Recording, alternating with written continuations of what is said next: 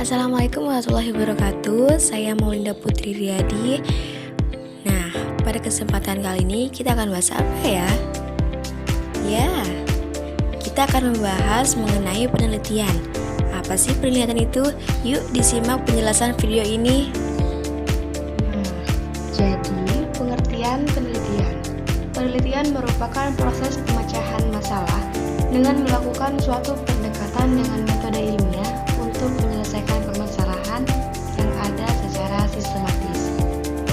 Hasil dari penelitian yang dilakukan nantinya adalah teori baru yang berkaitan dengan masalah yang dikaji atau kesimpulan dari dugaan-dugaan yang telah dibuat sebelumnya. Penelitian menurut para ahli. Menurut Fellin, Tripodi, dan Meyer, penelitian merupakan suatu cara yang sistematik yang bertujuan meningkatkan, memodifikasi, dan mengembangkan pengetahuan sehingga dapat disampaikan dan dikomunikasikan serta diuji oleh peneliti lainnya. Sedangkan menurut David H. Penny, penelitian adalah suatu pemikiran yang sistematis yang mengkaji berbagai jenis masalah yang pemecahannya memerlukan pengumpulan dan penafsiran fakta-fakta. Adapun tujuan dari penelitian, penelitian dilakukan memiliki tujuan umum untuk menyelesaikan atau memecahkan masalah yang sedang diteliti. Namun bukan hanya satu, ada beberapa tujuan yang hendak dicapai dalam penelitian, yaitu mendapatkan informasi baru, mengembangkan dan menjelaskan, memprediksi dan menyimpulkan, serta mengimplementasikan.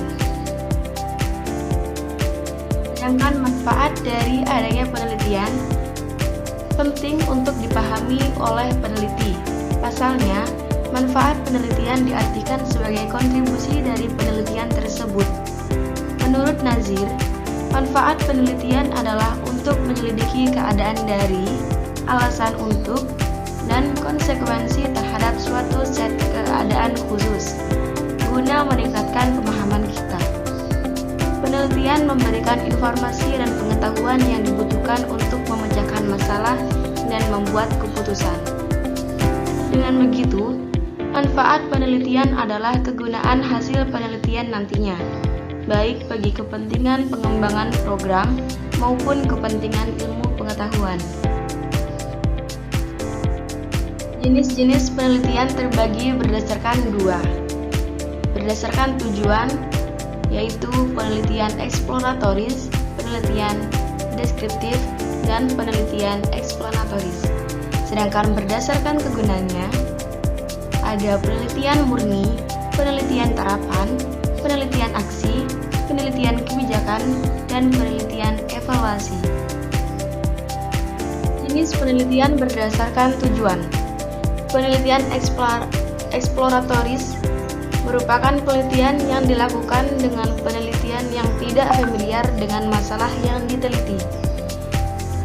Penelitian deskriptif, penelitian yang memberikan penjelasan dengan beberapa indikator mengenai suatu permasalahan sosial yang menjadi objek penelitiannya. Dan yang terakhir, penelitian eksplanatoris, sebuah penelitian untuk memberikan jawaban atas suatu permasalahan sosial dengan mengkaji hipotesis dalam permasalahan sosial lainnya. Sedangkan jenis penelitian berdasarkan kegunaannya terdapat 5 penelitian, yakni penelitian murni, yang mana mengembangkan sebuah ide, konsep, dan menguji serta mengkaji hipotesis yang kemudian diuji kebenaran hasil yang sudah ada sebelumnya. Penelitian terapan, memecahkan solusi dari permasalahan pada suatu komunitas masyarakat. Penelitian aksi, penyelesaian masalah dengan tindakan nyata agar segera mendapatkan solusi yang terbaik. Penelitian kebijakan, menentukan suatu kebijakan didasarkan pada data dan fakta di lapangan dengan hasil berupa peraturan yang berkaitan dengan hukum. Dan yang terakhir, penelitian evaluasi, menilai suatu program, kegiatan untuk mengintervensi masyarakat dan diputuskan oleh pemerintah. Ciri-ciri penelitian. Penelitian mempunyai dua ciri utama, yakni bersifat ilmiah dan berkelanjutan. Penelitian yang dilakukan melalui prosedur yang sistematis dan pencarian faktanya secara objektif. Sedangkan penelitian berkelanjutan, penelitian yang berjalan terus-menerus, hasil dari sebuah penelitian akan terus disempurnakan seiring di perkembangan pengetahuan. Karakteristik penelitian terdapat 4. Yang pertama, sistematis dan logis. Penelitian dilaksanakan melalui prosedur yang berurutan dan dibuat secara logis. Yang kedua, bersifat ilmiah. Hasil penelitian harus bisa dipertanggungjawabkan serta bisa dibuktikan kebenarannya. Yang ketiga, efisien dan bermanfaat. Penelitian harus disusun seefisien mungkin dan mudah dipahami oleh banyak kalangan. Dan yang terakhir, analitis. Penelitian harus dilakukan, dibuktikan, serta dijelaskan melalui proses metode ilmiah. Proses penelitian. Yang pertama, menetapkan masalah penelitian, mengkaji teori dan temuan penelitian sebelumnya yang relevan, merumuskan hipotesa, mengidentifikasi variabel-variabel penelitian, menulis pelaporan penelitian, menetapkan desain dan metode penelitian, menetapkan dan menyusun instrumen sebagai pengukur variabel, mengumpulkan data dan fakta, dan yang terakhir, menganalisa data yang ditemukan dengan teori yang digunakan. Syarat penting adanya penelitian. Yang pertama, sistematis. Penelitian dilaksanakan dan disusun dengan menggunakan pola, mulai dari yang paling sederhana hingga yang paling kompleks. Yang kedua, penelitian dilaksanakan dengan pertimbangan dan rencana yang matang, termasuk penggunaan metode penelitian yang sudah diperhitungkan sebelumnya. Dan yang ketiga, menerapkan konsep ilmiah. Penelitian dilaksanakan awal hingga akhir dengan menerapkan konsep ilmiah sesuai dengan bidang ilmu pengetahuannya. Perbedaan penelitian kualitatif, kuantitatif, dan kombinasi. Untuk penelitian kualitatif, metode penelitian yang menekankan pada aspek suatu pemahaman secara mendalam terhadap suatu masalah daripada melihat permasalahan untuk penelitian generalisasi. Contoh untuk judul penelitian kualitatif: peran orang tua terhadap anak dalam bidang akademik. Untuk pengertian penelitian kuantitatif, yaitu metode penelitian yang menekankan pada aspek pengukuran dengan cara yang objektif terhadap fenomena sosial. Contoh judul penelitian kuantitatif yaitu pengaruh metode pembelajaran terhadap hasil belajar.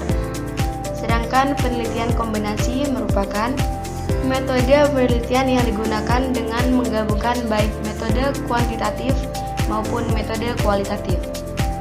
Contoh judul penelitian kombinasi yaitu pengaruh faktor budaya, sosial, pribadi, dan psikologi terhadap keputusan mahasiswa program studi manajemen UTM sebagai nasabah bank konvensional. Selanjutnya, metode penelitian. Yang pertama, metode historis.